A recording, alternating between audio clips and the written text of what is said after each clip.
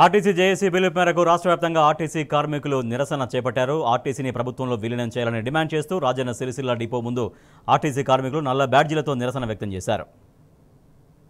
ఈ రోజు రాష్ట్ర జేఏసీ ఇచ్చిన పిలుపు మేరకు సిరిసిల్ల డిపోలో జేఏసీ నాయకుల ఆధ్వర్యంలో మా యొక్క నిరసన తెలపడం జరిగింది.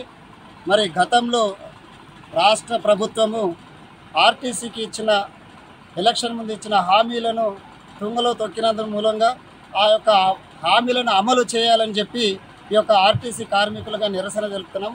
ఒకవేళ హామీలు గిట్లా నెరవేర్చని యెడల మరి విడతల వారీగా ఉద్యమాలు చేపట్టడం జరుగుతుంది. దీనికి పూర్తి బాధ్యత రాష్ట్ర ప్రభుత్వమే వహించాల్సి వస్తుంది. అలాగే ఒక విజ్ఞప్తి అనుకోండి, సూచన అనుకోండి, మరి ఈరోజు యాజమాన్యము మరి ఎక్స్ట్రా కిలోమీటర్స్ పెట్టి కార్మికులతో డ్యూటీలు చేపిస్తుంది. మరి ఓటీ డ్యూటీలో కూడా ఎక్స్ట్రా కిలోమీటర్స్ పెట్టి ఏదైతే 3 రూపీస్ ఇస్తారో నేను వారికి ఒకటే విజ్ఞప్తి చేస్తున్నా. మరి 10 కిలోమీటర్స్ డౌన్ అయినప్పుడు మరి ఓటీ తగ్గిస్తున్నారు.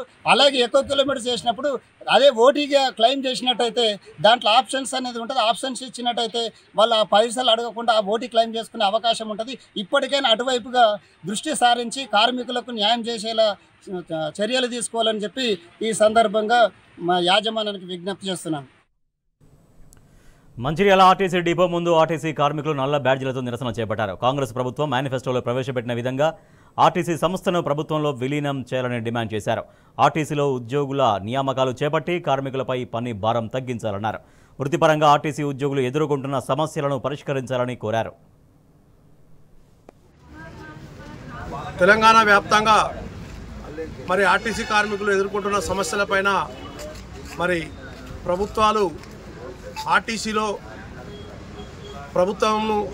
ప్రభుత్వంలో ఆర్టీసీని విలీనం చేసుకుంటామని మరి మేనిఫెస్టోలో పెట్టిన దానిపైన, అదేవిధంగా 2 సంవత్సరాల యూనియన్లు లేకుండా ఉన్నాయని ఆనాడు కేసీఆర్ గారు చెప్పిన దాన్ని మరి తుంగలో దొక్కి మరి యూనియన్లు లేకుండా కూడా ఇప్పటివరకు యూనియన్లకు పర్మిషన్ ఇవ్వకుండా చేస్తున్న దానిపైన, అదేవిధంగా కార్మికులకు రావాల్సిన బాండు డబ్బులు మొత్తం మందికి ఇవ్వకుండా మరి కాలయాపన చేస్తున్న దానిపైన, అదేవిధంగా ఆర్టీసీలో కండక్టర్ డ్రైవర్లు మరి షార్టేజ్ ఉన్నారని చెప్పి ఏదైతే పనిచేస్తున్న కార్మికుల పైన పని భారం పెంచడం పైన కొత్తగా రిక్రూట్మెంట్ చేయాలనే దాని మీద, అదేవిధంగా CCS మరి ఇతరత్ర రావాల్సిన లావాదేవీలు అన్నీ కూడా ఇవ్వాలని మరి JND యాక్షన్ కమిటీగా తెలంగాణ వ్యాప్తంగా ఆర్టీసీ కార్మికులు ఏకమయ్యి మరి ఈరోజు నిరసన కార్యక్రమాన్ని నల్ల బ్యాడ్జీలతోటి తెలపడం జరుగుతుంది.